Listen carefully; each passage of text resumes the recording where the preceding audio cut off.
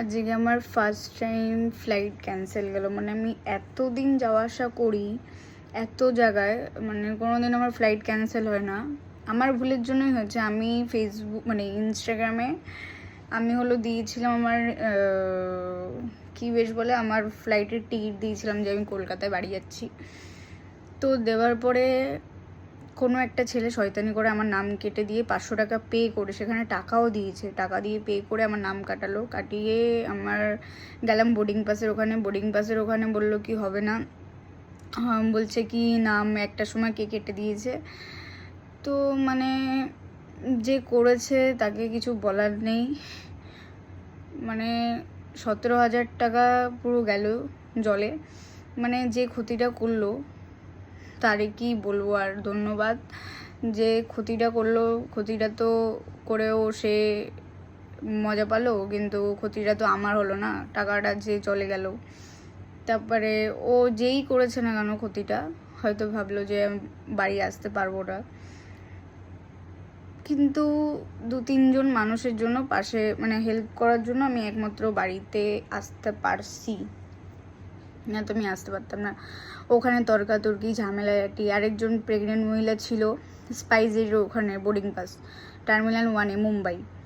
তো ওখানে আবার হচ্ছিল, আবার উবেরওয়ালা আমাদের ঘোরাচ্ছিল, এত জ্যাম এত কিছু।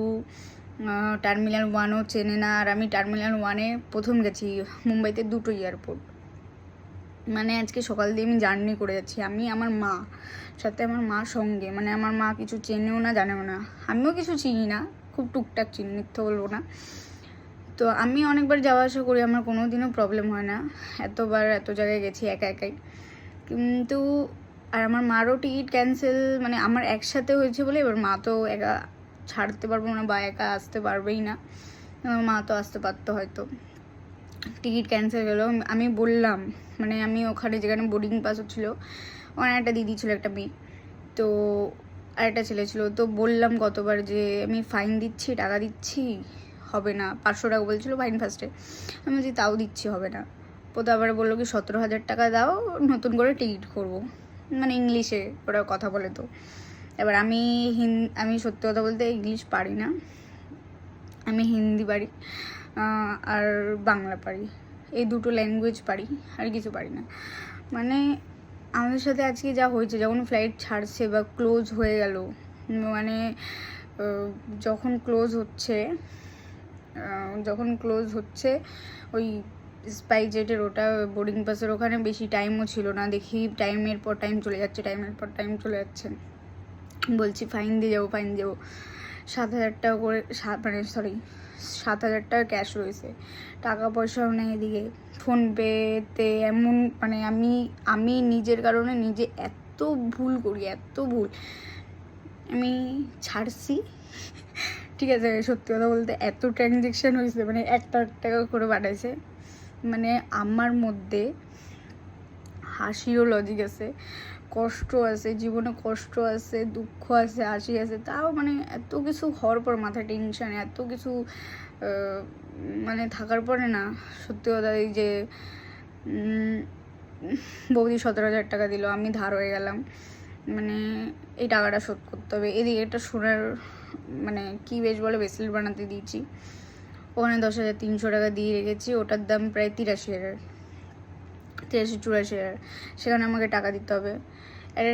একটা জমি কিনেছি, সেখানে রেজিস্ট্রি হচ্ছে না। মানে আমার মাথায় যে এত টেনশনে ভরা, এত টাকা পয়সা এদিক ওদিক যাচ্ছে না, মানে আমার মাথার উপর দিয়ে যাচ্ছে। মানে আমি টেনশনে, এই যে মানুষ বলে না যে অনেকে মরে গেছে ধার দেনা, এই মরে গেছে, সত্যি এগুলো মানে টেনশনে মানুষ মরে যায়, আর কিছু না।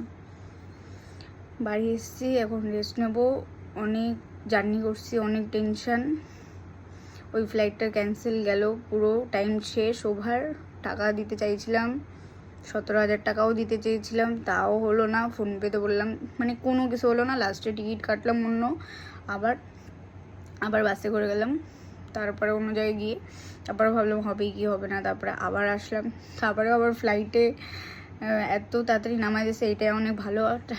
ফ্লাইটের মধ্যে আবার বলছে একজন এসে যে আমার উইন্ডো সিট ছিল, লাস্টে একদম সিট পাইছি। মানে আজকে মাথার উপর দিয়ে দখল গেল। ফার্স্ট টাইম এরকম, মানে কোনো দিন হয় না, কোনোবার হয় না। ভাই শিক্ষা হয়ে গেছে জীবনে, আমাদের নজর পড়ছে। মানে মানুষ অনেক ধরনের এই দুনিয়ায়, টাকাই মেন দুনিয়ায়, টাকা ছাড়া কিছু নাই।